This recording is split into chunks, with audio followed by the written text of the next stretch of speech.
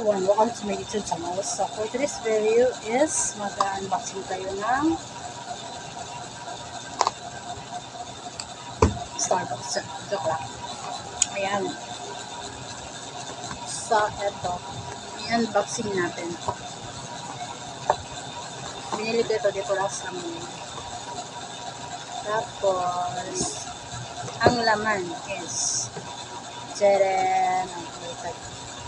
Ayan. So,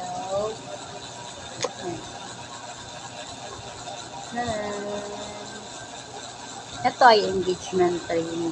So, para ito sa asawa ng kapatid ko. Actually, matagal na sana silang kasal eh. Kaya lang, nagka-pandemic, hindi natuloy. So, by January, so matutuloy na. Etong gold na to, ako lang yung mautusan bumili. Kasi mahahalata eh. So, mag-promo siya sa Sunday. So, ayan. Which is, alam naman namin na ikakasal sila. Pero, ano kasi siya eh, bunso namin. So, tinanong ko siya kung gusto niya bang mag-propose or anong gagawin niya. So, sabi naman niya is, mag-propose daw siya. So, ang sabi ko sa kanya, okay, so kailan ka mag-propose? Tapos sabi niya naman, i-chat na lang ako. So, ayun. So, sa Sunday na siya, Sunday siya mag-propose sa Naga City. So, ayan. Abangan na lang natin sa Sunday. Actually, ang nakakaalam lang talaga na mag-propose is ako, yung ate ko, at siya. Kami lang tatlo. So, hindi pa alam ng bride na mag-propose yung kapatid ko na bunso. Bunso kasi namin sa lalaki siya. So, actually, may anak na sila eh. Tatlo yung anak nila. Kaya lang, laging na-postpone yung kasal nila. So, kasi nga ng-pandemic, diba? Dapat kasi ng pandemic, ikakasal sila. Eh, bawal lumabas.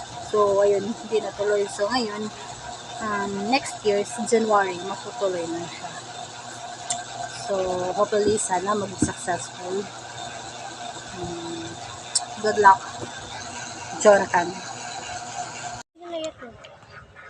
Welcome to Naga City. So, ito po yung view sa Naga. So, actually, nandito na ako. Saka yung anak ko. Hinihintay na lang namin yung kapatid ko tsaka yung asawa niya. Yan. Sobrang ganda nito pag lalo na pag gabi.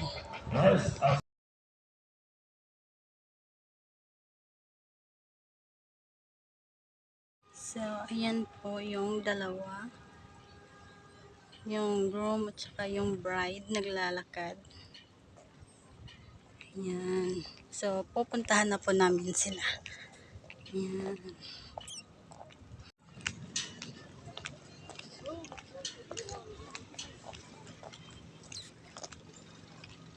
So, ayan na po yung groom tsaka bride tsaka yung ano po. So, ayan na. Magsisimula na.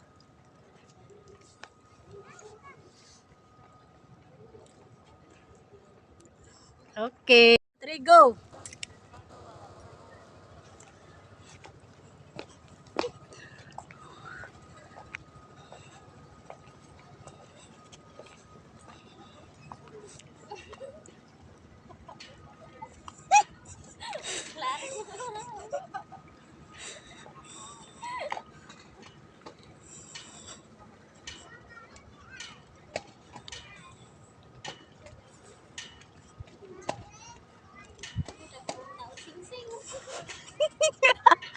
Yay!